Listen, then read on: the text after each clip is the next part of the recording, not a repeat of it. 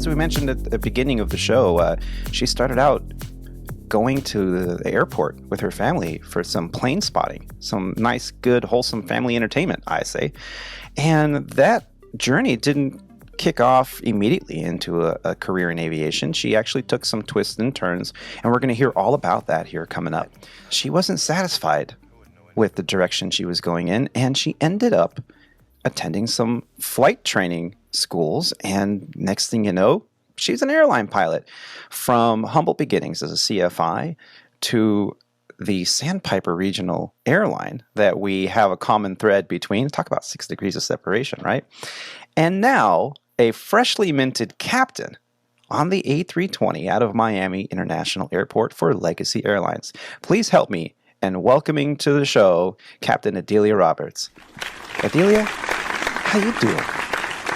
I'm doing good. So your beginnings, you were telling us in the pre-show some amazing stories, and all of us were kind of like eyes open, jaws dropped.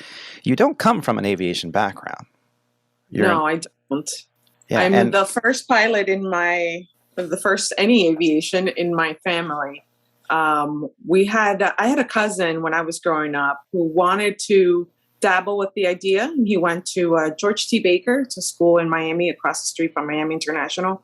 And he took a course there, becoming a mechanic. And maybe at some point, I remember asking him, what's that like? Is there females? Is there some sort of help to go to those types of schools? And he's like, no, this isn't a girls' school. This is for boys. And if you really want me to tell you, I think this is for boys that don't behave good. And I was like, what? But I think he was just trying to dissuade me, because in the world and the family that we had was not, being a mechanic was not exactly something a female would do. So just to give you a little background, my parents are immigrants from Nicaragua, and they immigrated through the Rio Grande in the late 1986. And my mom came with my sister, and a couple months later, I came with my father. I vividly remember crossing the Rio Grande on my father's shoulders. I didn't know that's what was occurring.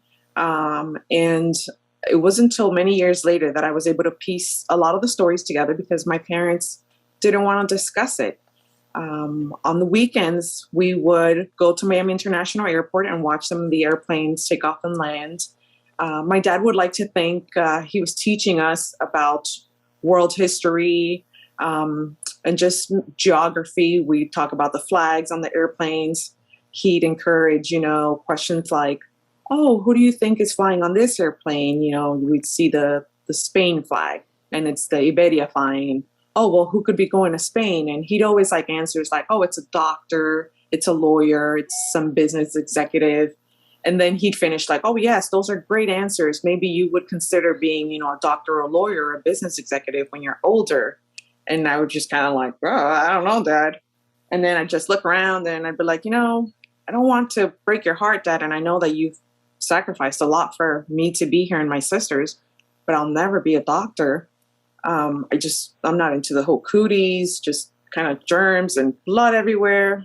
Funnily enough, I've had to learn how to like that stuff being a mom of kids. Then he'd be like, well, maybe the lawyer position would be something you'd be interested in. And I'm like, yeah, that's not going to work either. I'm not very confrontational. I'd be losing all my cases. I don't know who'd make me a partner. And then he's like, oh, well, you're kind of, limiting what we're going to be doing. And I'm like, well, Dad, more importantly, why don't you tell me who flies those airplanes? How do those big machines get up in the sky? What are those lights doing on the side of those paved areas at the airport? The runway lights and what runway is. And he would just be like, okay, yeah, it's time to go, because he didn't know anything about that. So I knew that I wanted to go to college, and I knew that I wanted to know more about what was occurring at this airport. You see cars all over, a lot of people coming and going. So I was curious from then about airplanes and everything that had to do aviation. In high school, because we didn't have a lot of funds, I knew that I had to work my behind off, get good grades so that I can get scholarships, so that I can have a career and change a lot of the things that I didn't think we were capable and able to do. I'd see my mom and my dad both working 2 jobs at a time. Sometimes I'd never see them together because they were at opposite jobs. So it was very hard growing up and seeing that we didn't have a lot of the opportunities some of my classmates had. So in high school, I had a 4.3 GPA, and wow. I was pretty much set to get scholarships, Florida Bright Futures and a couple other ones now, Hispanic Heritage Awards as well.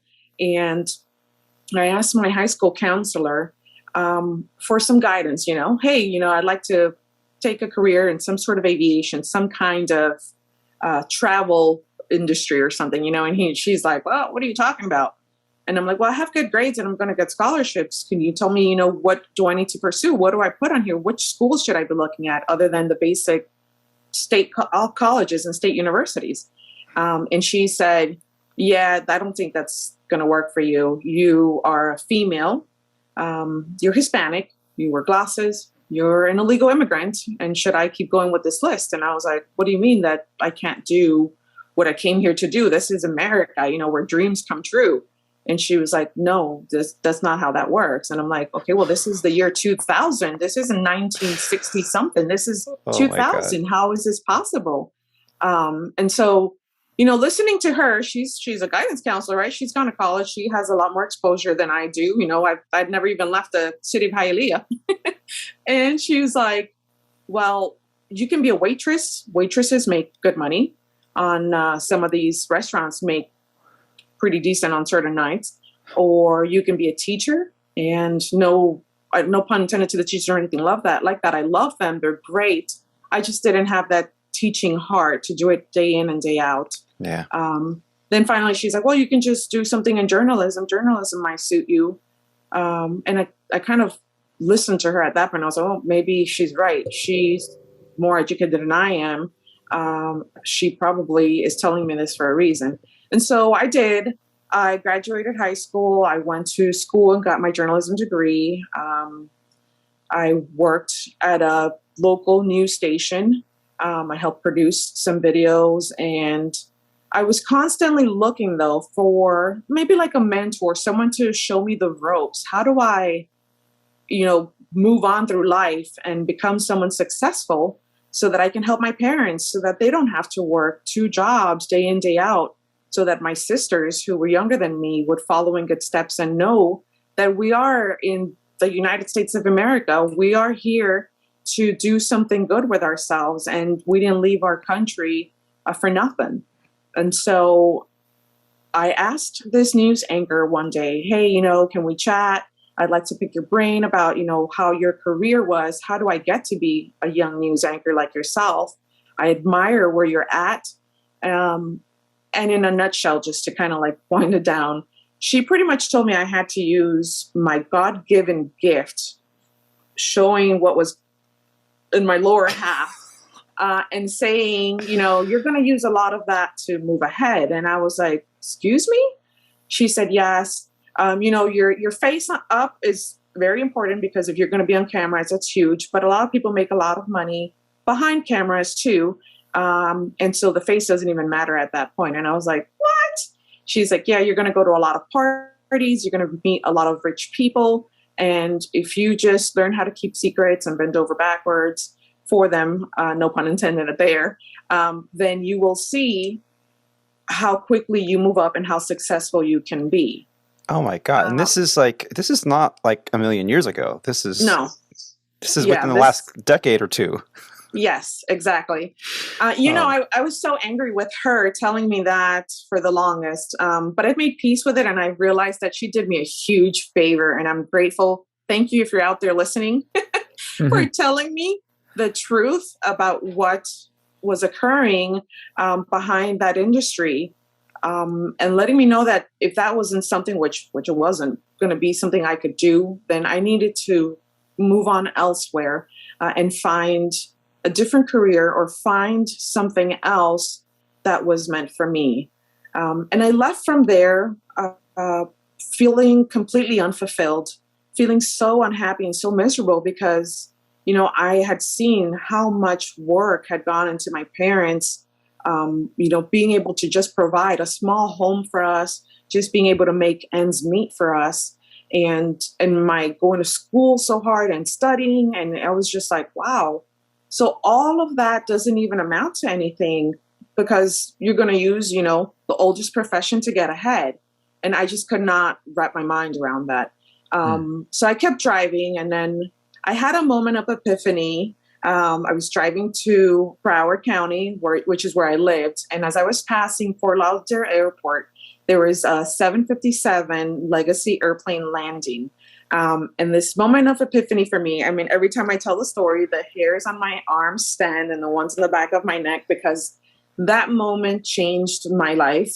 I'd like to attribute to my career to that. And the next things that occur. And you guys can judge for yourself and see if you agree with me. As I'm driving on 95 through Broward County by Fort Lauderdale Airport, as you know, there's about 4 or 5 lanes, 3 continue north on 95 and 2 curve towards 595 eastbound. It is always full with cars. At that particular moment, when I was driving, watching this Legacy airplane coming in to land, the 75, everything stopped. I looked in front of me. There wasn't a single car inside on any of those 5 lanes for about 7 to 10 miles. I looked in the rear mirror. There wasn't a single car behind me either. And I'm like, oh, it's just me and this airplane. And so I'm watching this airplane go left to right. And as it lands, touches down, you see a little bit of smoke come out. And I just knew, I'm like, this is what I need to pursue. I need to learn how to fly that airplane. There's just nothing else I'm never going to fill. Like, this is my fill my void. I'm going to keep driving. And I did. I kept driving all the way to Daytona, where I found the admissions office and an admissions officer who was available on that day. And he sat down with me, ran over a couple of numbers, a couple ideas. And he pretty much told me the exact same thing my high school counselor told me, that I was dreaming, that if I wanted to be an airline pilot, I needed to be either the daughter of an airline pilot, someone who was already in the industry, the daughter of a doctor or lawyer who could pay for my aviation career and degree. He laughed at the fact that I said I had a journalism degree instead of a science degree. And basically he was just like, this is not going to really happen for you. And so as I was walking out, there was a guy standing there, and this was the year 2004. I just want to kind of put it in perspective. There was a lot of people that were furloughed. 9/11 had happened. There was a lot of people on the streets, and I can see where he was coming from, why he was telling me those things. And also, I mean, at that point, who's going to pay for the 6-figure training at Embry-Riddle? So he was hesitant. As I'm walking out, though, there was a guy standing there, and I remember him clear as day. I never got his name or his number. And the reason I didn't do any of that was because he says to me, oh, hey, let's go have some coffee. And I'm, 19, 20 years old. And I'm thinking, this guy's just trying to flirt with me. He just wants to go have some coffee and talk about who knows what. I don't have time for this. I'm so sad. I can't believe this advisor just pretty much told me I can't continue my aviation dream. Just the exact same way my previous high school counselor had said.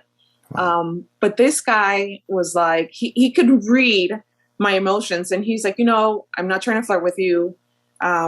Let's just sit right here on the curb. I want to talk to you about what I just overheard. And I was like, okay, go ahead, speak. I'm really rude, right? I should have been more grateful. I'm sorry. I'm so sorry. That was not the kind of person I am.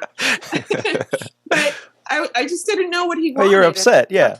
I was so angry. I'm like, and then he says to me, I'm sorry for eavesdropping on the conversation. My student called off sick today, and I had this yearning to come to the admissions office and grab a cup of coffee. And I heard what that counselor was telling you, that admissions officer.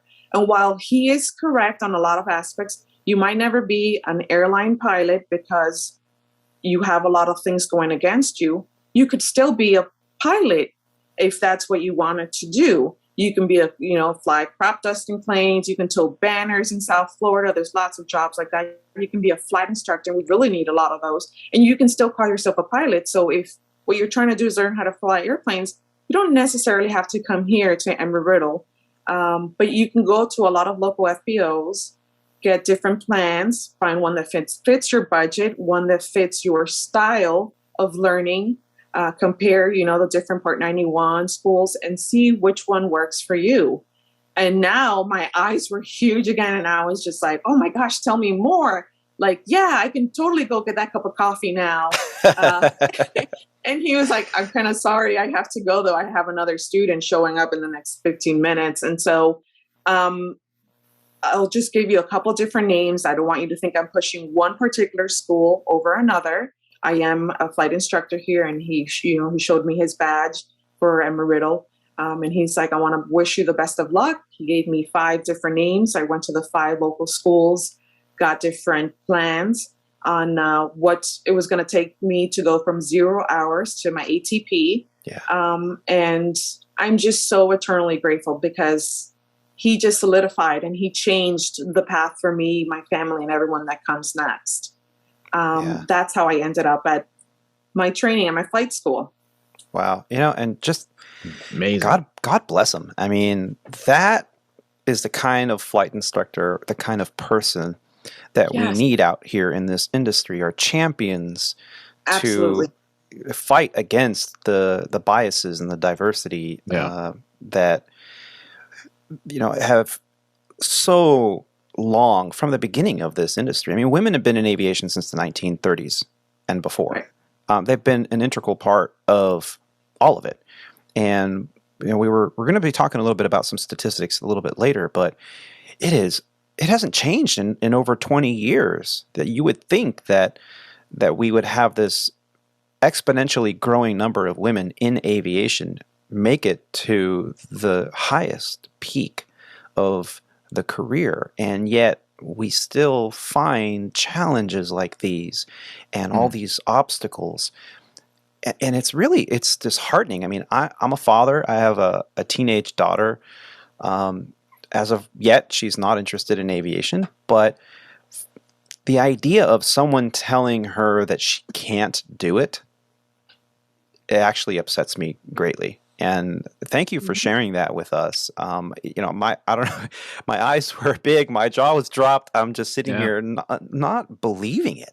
I find it so hard to believe. I've always been such an advocate for this industry. I've heard the same things like you're mentioning, but I think it doesn't have an impact as greatly as it had with you. I too, immigrant to this country. I too had family and people telling me I can't do it, too expensive. My mom wanted me to be an architect or a lawyer because, feet on the ground, make big money, that kind of thing. None of that interested me. And inevitably, as fate would have it, I ended up here. And so I have a connection with your story. It hits me close to the heart because I feel like I had the same hurdles, but then I stop and I recount what you're saying about use your God-given talent with the news anchor that was giving you advice that I find just absolutely disgusting. And then, hearing these roadblocks to your journey come up, and thank God for that instructor who just took a moment to intervene and completely changed your direction. Yes, absolutely.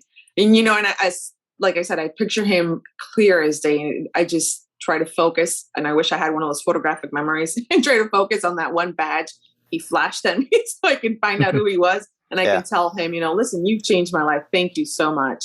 But I think, like you said, I wish there was more of us out there doing those types of things, helping encourage people that are not in the industry, because it's not a competition with one another. And sometimes I feel that that's what it comes down to. And I know it's all seniority based in our industry, but sometimes even when you're not in the industry and you do something and you teach someone about it, you can change their path or the way the perspective they're seeing a certain job because they don't understand it.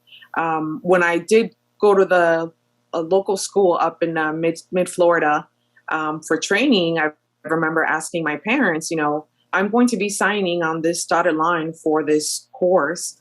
They're asking me for a cosigner because I have credit, but not enough credit. And when I sat my parents down and I told them this, again, them not knowing what the industry was like or anything about it. The only big things they knew were what had occurred on 9/11. My dad was just an avid no. He's like, I love you and you've had great ideas. You know, you told me at one point you might be a judge because you're trying to find yourself. I just don't know that this career is going to do anything for you. I don't think I'm going to be able to sign this for you. And so I spoke to my mom as well. And my mom was just like, well, I have to do whatever your dad says. You know, being traditional Hispanics, the woman kind of does what the man says. And so I remember leaving from there and calling that advisor at that school and saying, listen, you know, I'm having difficulties finding a cosigner. I'm going to get my real estate license so that I'm going to sell homes and be able to pay for these loans as I continue. And he was like, oh, that's great. But you might still need this cosigner because you haven't been doing real estate long enough.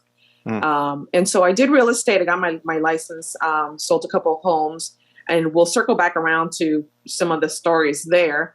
But about 2 months later, I remember calling my mom and saying, you know, Mom, I'm feeling a little behind on the course. I want to start and I want to do this course full time, but doing real estate and then flying and learning, I'm holding myself back. I really need you to back me up on this. And she co-signed for me. And I'll tell you this because I didn't find this out until about 9 years later, when I sent the final payment on my student loan. And I called my mom and I was like, Mom, I'm making my final payment on that student loan you co-signed for me.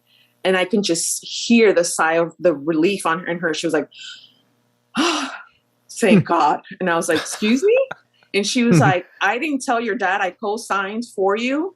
And when I originally told him I was thinking about it, he said he was going to divorce me. And so I'm just grateful that you're done paying. And I'm like, what? All these years you've been carrying that along? And she's like, yes. And I just kept holding my breath, you know, if you were going to have a job or not, because we don't know anything about it. And now when we go back and we look at things and we're sitting around drinking coffee or whatever. And I'm like, do you guys remember this, and that? And they're like, oh, that was just never, I'm sorry. We just didn't know. Yeah. And so we try to encourage and teach others about this. But does your dad know now, I assume? He does. And, you know, he is my biggest fan now. Well, that was my question. Trips. Yes, I'll do certain trips. And then he'll tell me, oh, so I was Googling on here about, you know, the Capitol there, and this occurred in 1930s, and talk to the locals there about Sir blah, blah, blah, and this and that. And, you know, and I'll go to some places and I'll start talking to some of the locals, maybe in Lima, and asking them, oh, do you remember when this happened and that happened? And they're looking at me like, how do you know? I'm like, oh, I have neighbors and friends from this area. And it's my dad that he's been Googling this stuff, and I'll take pictures of certain places that he's looked at. And my mom's like, you know, we're proud of you, but that's as far as it goes. And I think it's because they're still scared of, you know, what may happen, and not knowing who's going to come next and say, you know, oh, we're related. You guys send us some money or whatever the case may be. They're just constantly that's all they'll say. Like, we're just proud, and they don't talk more about it. It's a different generation, I think. And, you know, so cultural they're always too, I think, is some of the. Oh yeah, for sure. Because I come from Hispanic background, and I'd say they're all like that, but you know, some of the family members are a little taboo kind of thing, you know. Yes. So, yeah. Yes. And we'll hear more about Captain Adilia's fantastic journey right after the break.